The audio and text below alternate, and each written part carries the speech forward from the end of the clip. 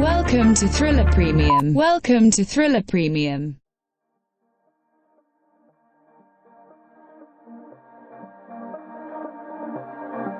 Gathering all the information you would need to stay ahead of the curve on your crypto investments.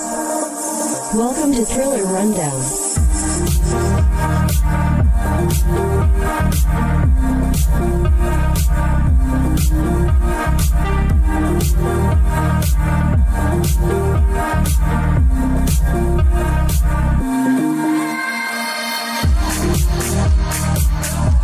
Hello, ladies and gentlemen, boys and girls around the world. Gather around. It's time for another exciting episode of Thriller Rundown. Today is February 23rd, 2021, and we are talking the biggest story. Well, actually, it could have been the biggest story, but we dismantled a bomb. That's right. The Tether bomb has been dismantled. We're talking about it at the top of the rundown. Let's do it.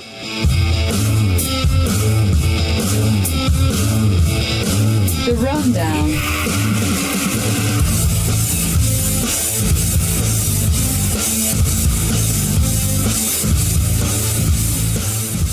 So we've been following this story for probably about 2-3 years at this point. We did an early Thriller podcast on it probably about 3 years ago.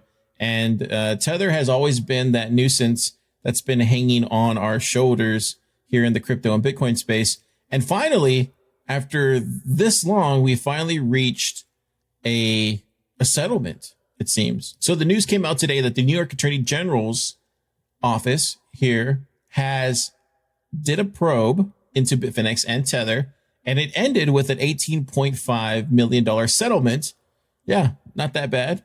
And it was a closely watched case with a wide-ranging series of implications for the crypto market.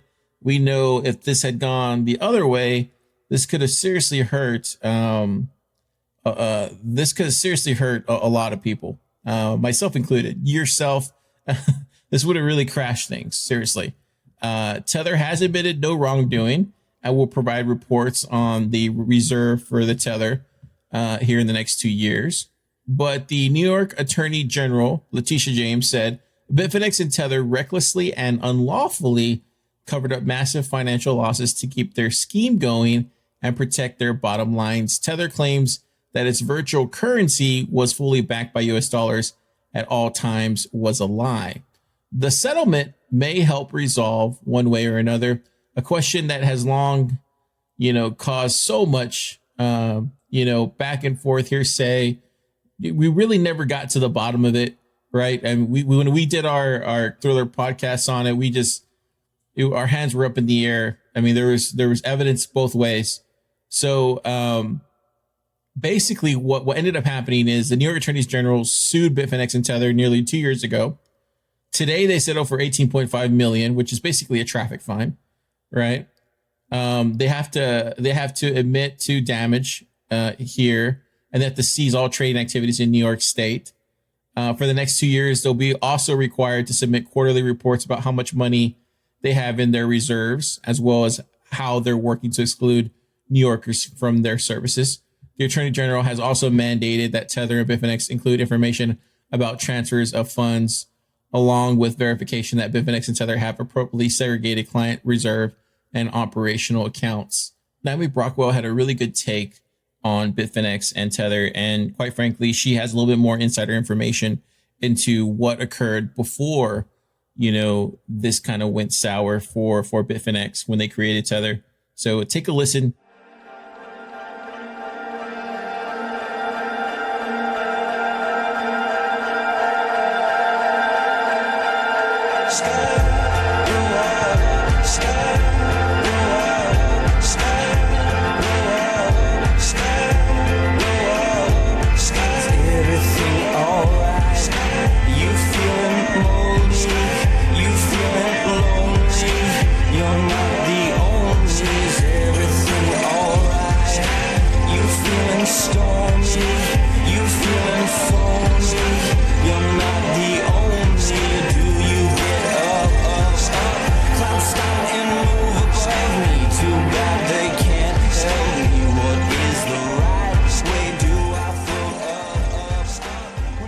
Yeah, so I want to provide some context for people who are recent to the space or not really around when the whole Tether FUD started. So Tether and Bitfinex, I mean, you've got to backtrack many, many years before crypto companies had any sort of banking relationship, right? And back in 2017 or earlier, it was really hard to have any sort of banking relationship. Banks were shut down all the time. As soon as someone found out you're involved with cryptocurrency, they were just shut down. So it was very difficult. Like the reason Coinbase flourished is because they got a secure banking relationship and that really benefited them. Other places had to go through kind of proxies. Now, Crypto Capital was this very famous proxy, very kind of shady organization. No one really knows who runs it. They've been accused of fraud and all of these sorts of things.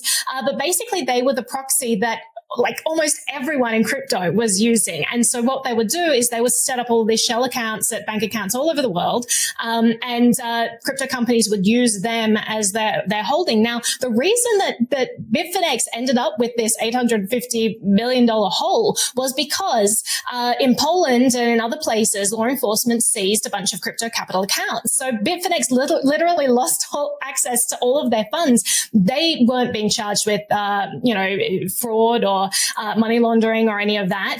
They were just holding their money through this organization that everyone in crypto used to hold their money through, and Crypto Capital had their funds stolen. So the fact that Bitfinex and Tether are run by the same people, I understand that it made sense for them to have that line of capital and say, listen, that's a tiny amount in Bitfinex's lifespan. We're going to be able to pay that back real quick. And so they extended this line of credit, and so Tether was able to hold the fort so people could still get access to their money on Bitfinex. There was no shutdown. People still had access to their accounts. Now, the issue is that Tether always said that it was backed one-to-one, but they did change the language on their website. I think it was 2019. They said, we're backed by debt instruments as well. And I presume that is the liability that they held where they gave the loan to Bitfinex. But I think that, all this, that's just a bit of context for people, but it is super hypocritical when I think of the New York Attorney General going after Bitfinex, which I think was only at its lowest point was 75% collateralized is what they estimate. When you have banks in New York City that are under 10% collateralized, and that's totally fine. And so they're saying, well, it's because they weren't transparent about the reporting. And I understand that. I think that's great. But I wish the New York Attorney General would be a little bit more consistent in if they don't like fractional reserve, then maybe go after some of the nations that are doing it too. If this is an issue we should be talking about, let's talk about it across the board, not just in the crypto space. And furthermore, Bitfinex wasn't even operating in New York. They're not allowed to, right? So they shut down when the bit license came into play. So the fact that the New York Attorney General says they have the jurisdiction to go after Bitfinex, which isn't based in New York, it doesn't have New York customers apparently. I just think it's a whole lot of crock, and there's something else going on there with the New York Attorney General. If Pyrus and Crips all got along, they probably gun me down by the end of the song.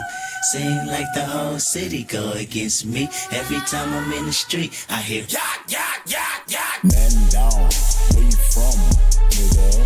Fuck who you know, where you Yeah, so it's pretty obvious what this is what they've been doing, right? Regulatory wise. They went after BitMEX.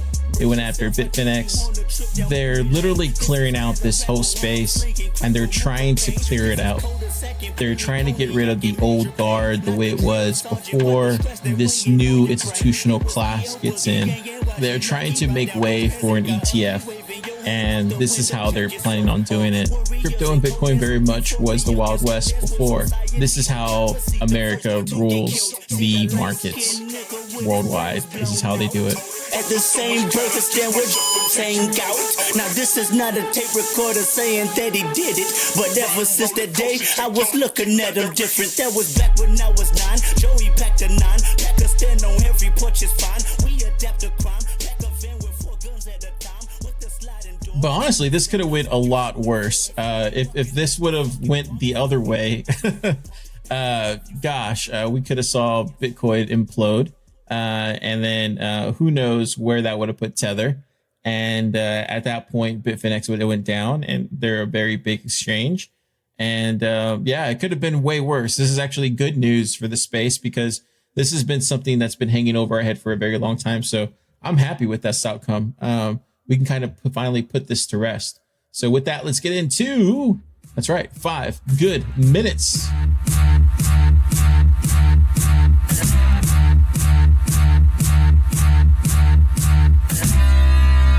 good minutes.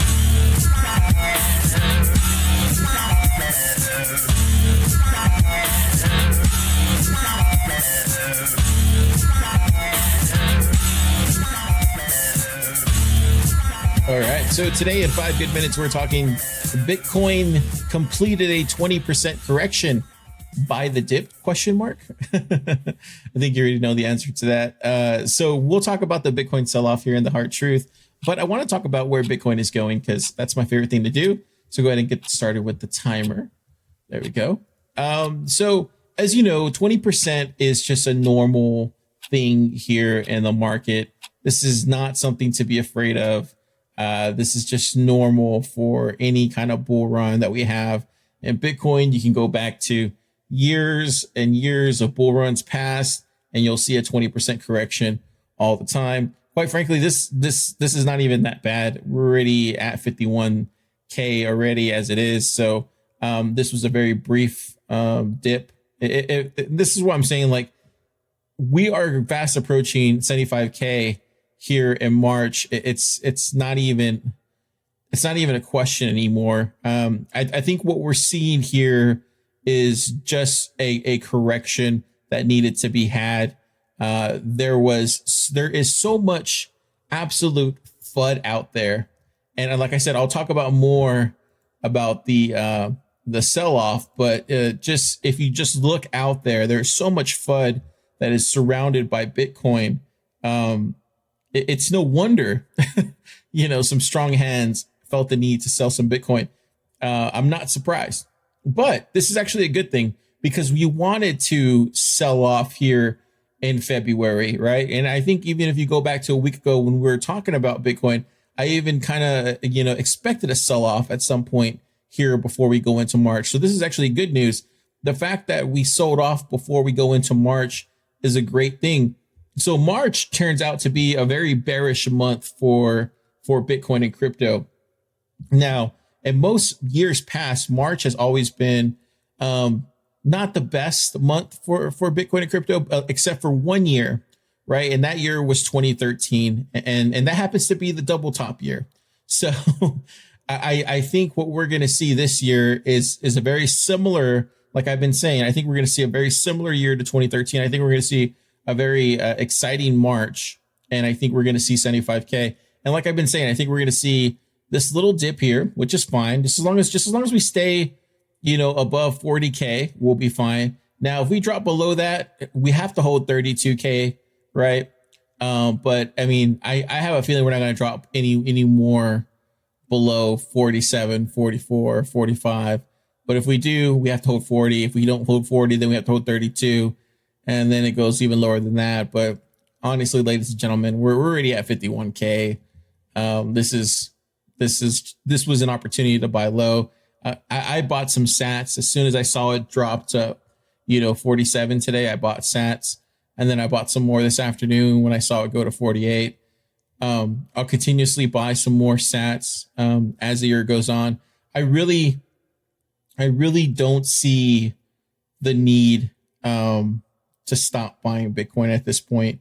There was a time where, I think it was last year where I felt the need, like, okay, let me diversify.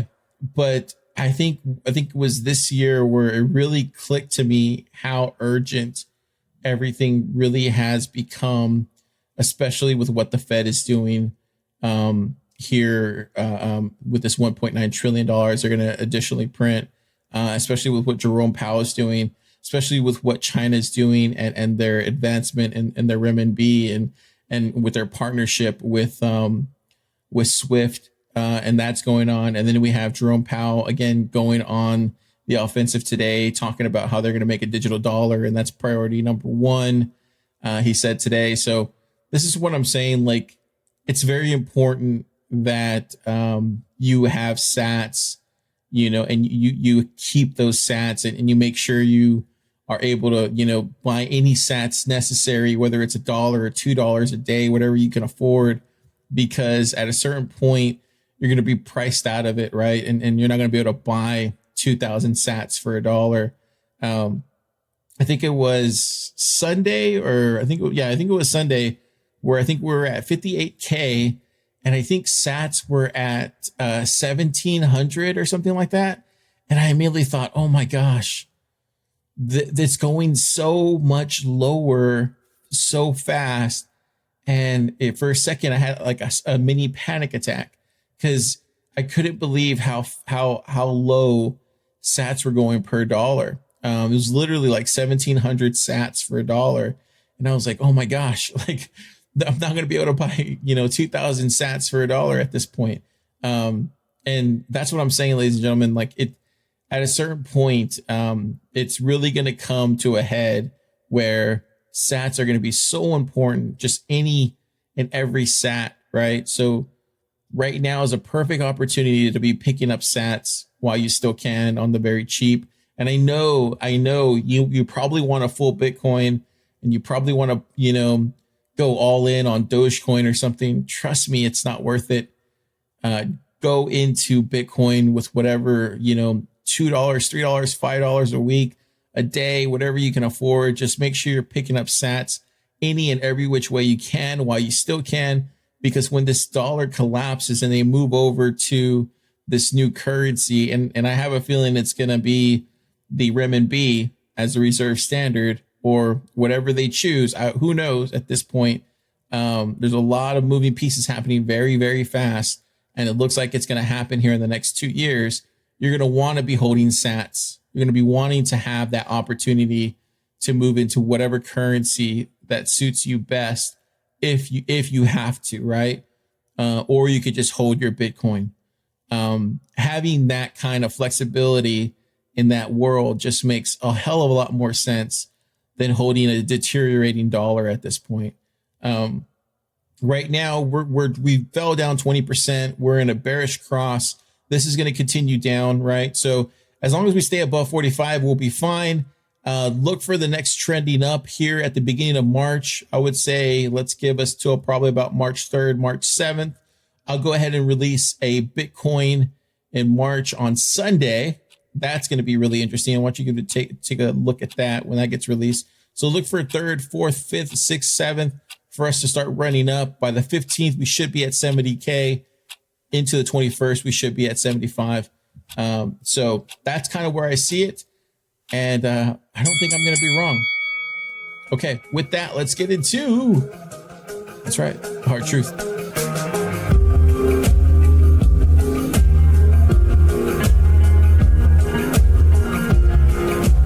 The hard truth.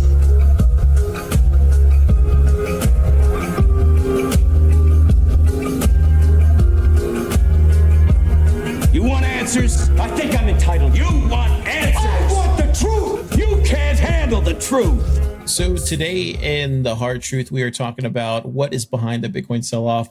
Now, when it comes to information like this, you have to remember there really is never a straight on answer for this kind of stuff, right? We can all kind of speculate as an industry. We can all kind of come to an understanding as to what it was. Was it news? Was it FUD? Was there one individual? We can kind of point fingers as where it kind of happened. But in any bull run, like I said in the previous segment, you're going to see these pullbacks 10, 15, 20%. This is going to happen in a bull run. So when you see something like this, I don't want anybody to feel like, oh my God, we're closing in on a bear market. No, this is not how that happens. I should also mention that if we ever do get to a bear market, you will know well ahead of time, right? I mean, that's what we do here at Thriller Premium.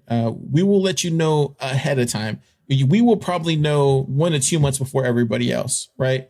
I'll let you know, way ahead of time, right? I'll say, hey, this is probably where the bear market is coming.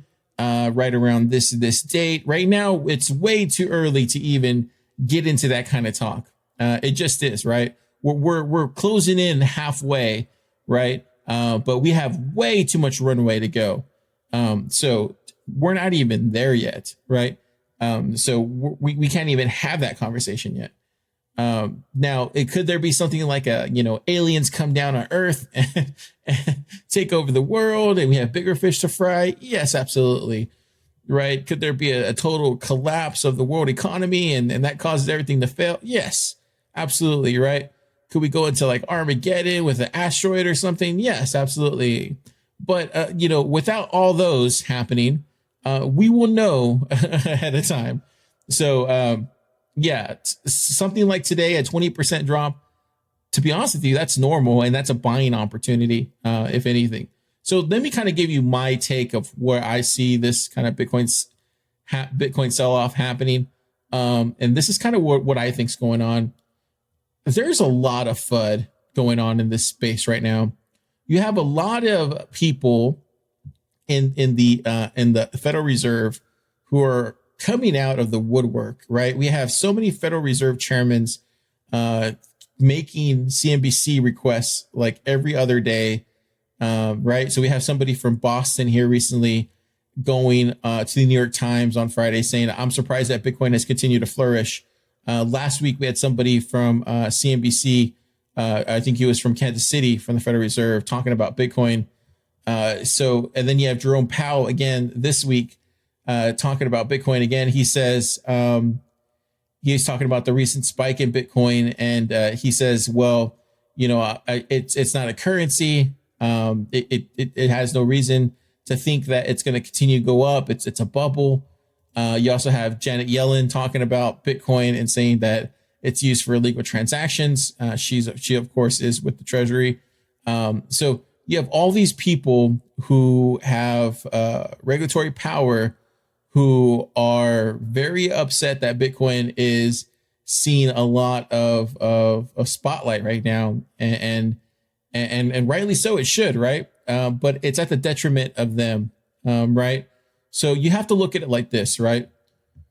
You are somebody who's really popular for a very long time, right? And everybody loves you and everybody looks up to you, and you make everybody's dreams come true because everybody wants you.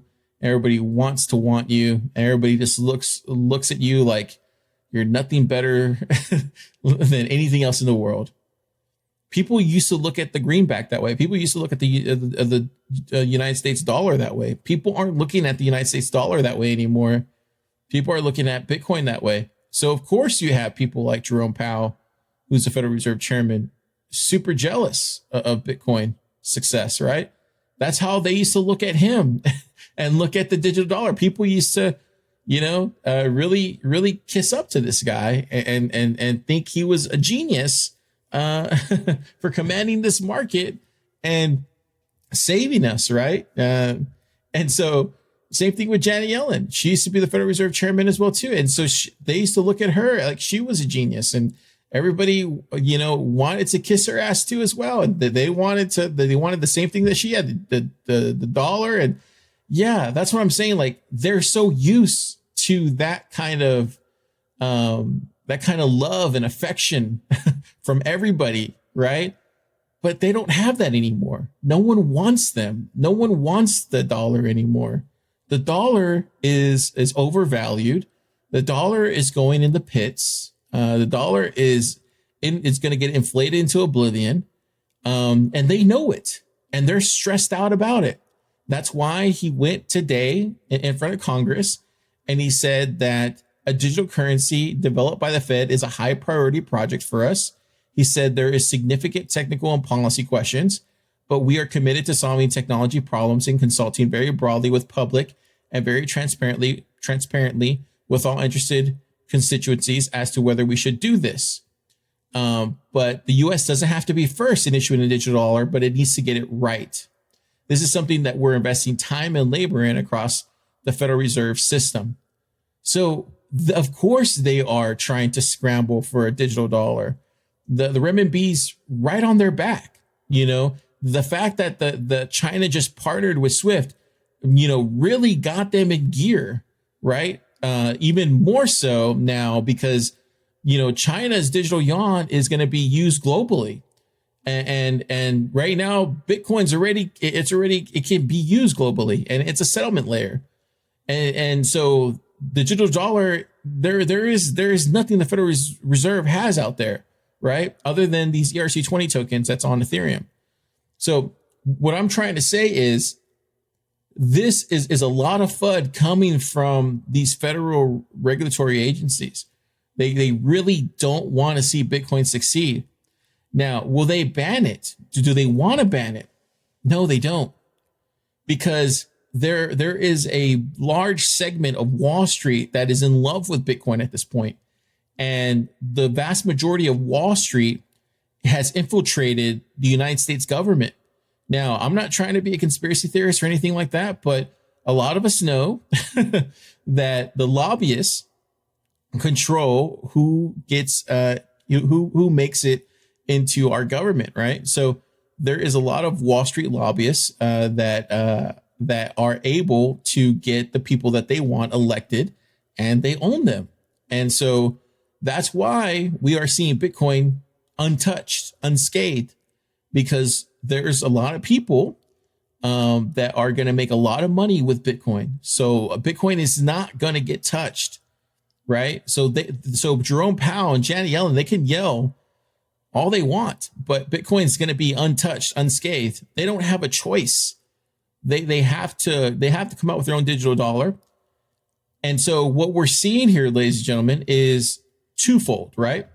So you have people that believe the US dollar is supreme and that the United States will make a recovery and that the United States will release a digital dollar and that'll take care of that, and Bitcoin will go away and die and will go down and will trade around 25K for the rest of its life. There's people that believe that. There's people that actually think that's a thing. There's people that think that Bitcoin will just be another gold where it'll trade between 25 to 50K, and that's the highest it'll ever get. There's people that think that. There's people like me and like some of y'all who believe that Bitcoin is inevitable, that people don't get it the way we get it, and that when you put Bitcoin against something that is fiat but digital, just like you have Ethereum's, shitcoin casino, DeFi, where you have all these tokens just getting digitally printed out of thin air, all that does is increase the price of Bitcoin, because all roads lead back to Bitcoin. So when you create a digital reserve currency, right, and you have that backed by a US dollar that's also fiat, what do you think that's going to do to the price of Bitcoin? It's going to increase that price. Now, temporarily, people will have to second guess. They'll be like, well, why would I hold Bitcoin if I can just use a digital dollar everywhere, right? People will think that in the beginning, so they'll want that digital currency. But slowly and surely, they will see that Bitcoin will hold its value over the longer term. And that's when the game is over, because people will see that the digital dollar, even though it moves around the world and does all the cool things that they want it to do, it doesn't hold its price. It doesn't hold its value. There is no reason to hold it if it's going to lose value to Bitcoin over the long term. So this is the problem that people haven't been faced with yet. But when that digital dollar does come out and people do start getting it, people will look at Bitcoin like, oh, it's game over for Bitcoin. You'll start seeing that on headlines. Everybody will say that it's game over for Bitcoin. That'll probably be the start of the bear market, honestly. People will say, oh, it's game over for Bitcoin. Bitcoin's done. What is Bitcoin going to do? Bear market will come. People will say, oh, Bitcoin's over, blah, blah, blah, blah. We'll go into a bear market for 3 years. And then all of a sudden people will realize, oh, wow, Bitcoin's not dead. And then it'll come back up. And this is when we'll hit, $1 million per coin, because the same thing happens like it always happens, where you have people just continuously creating fake money out of thin air. But this time it's digitally fake money, right? There's nothing backing it. And there's really nothing backing it at this point. It's just Jerome Powell creating a fake economy on his computer, right? Like he's playing The Sims. It's a joke. And so this is what a lot of people are listening to. They're listening to these people because these are leaders of the free world. These are leaders of the United States. Of course, people are going to listen to them when they say that Bitcoin is worthless and Bitcoin doesn't have any value and it doesn't mean anything when a digital dollar comes out. Of course, they're going to listen to them. But what they don't realize is they don't know anything. These leaders don't know anything. They have no idea how this technology works because they're not very smart and they're very old. They barely understand how email works, right? These are the people that gotten their emails hacked, that have gotten their whole, what was it? Their Homeland Security hacked. Like, these aren't very smart people. And I'm not trying to make fun of them. It's just the truth, right? These are people well into their 70s, 60s. They probably shouldn't even be working anymore, unfortunately, right? Because they don't understand technology, but they're making decisions that are going to last us generations. And unfortunately, they shouldn't be even having the job that they have. And so this is what leads us into these problems that result in years of frustration for a lot of us. And so all these interested constituencies that Jerome Powell has are going to make sure that this reserve currency, that the digital dollar, is going to get released here fairly soon, right? And then people will say it's game over for Bitcoin, right? Because people believe them. How could you not? It says the Federal Reserve, right? Of course you're going to believe them, right? We're told to. But in reality, they have no idea what they're talking about. And they don't understand this stuff, right? Or nor do they understand hard money or understand the ultimate value of Bitcoin, or have they even looked into it? And this is where a lot of the FUDs come into place, right? But thank God you don't have to just look at Jerome Powell or Janet Yellen. You can just follow the money, right? Because what are all the rich 1% people doing, right? They're buying Bitcoin. What is the smartest man, one of the smartest men in the world, Elon Musk, doing? Right? He's buying Bitcoin. This is all. That's as far as you need to look, right? To understand where this is going. Just follow the rich money, and everything will be fine. You really just need to buy Bitcoin and stop thinking, right? So that's what I will say. Until you start seeing mass exodus from all the people that have been buying Bitcoin up until now, until you start seeing the max exodus of that, you really shouldn't change your mind on any of this. So when you see a mass drawback like this, it really is just FUD. And then there is probably one other person that probably dumped on us. His name is Chamath Palihapitiya. I can't pronounce his name, but he's always on CNBC. But he tweeted on Sunday. He tweeted, "I'm about to really fuck some shit up, just FYI." And everybody was wondering what that was. And I'm wondering if that's because he dumped a lot of Bitcoin onto the open market. He holds a lot. So, and then just here today, Square bought another 170 million of Bitcoin. So, I mean, yeah. Everybody sees where this is going. We're barely like in the fourth inning of this bull market. We haven't even gotten to the bottom of the fourth yet. So we're still early, ladies and gentlemen. Okay.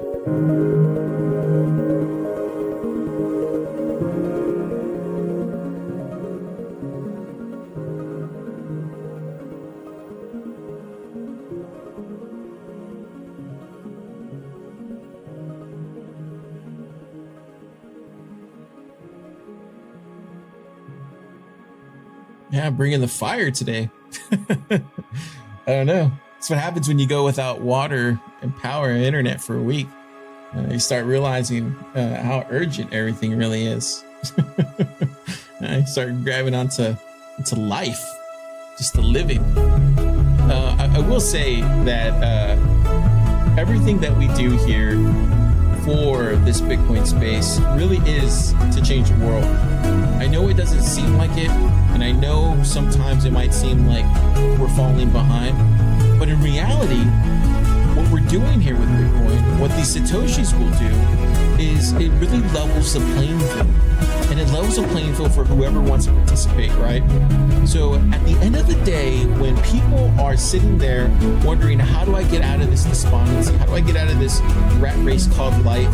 How do I get something better for myself and my family? How do I get out of this 9 to 5? It literally is as simple as stacking sats. You start stacking sats, you start doing little by little, and you start changing your life for the better. Okay, see you next time.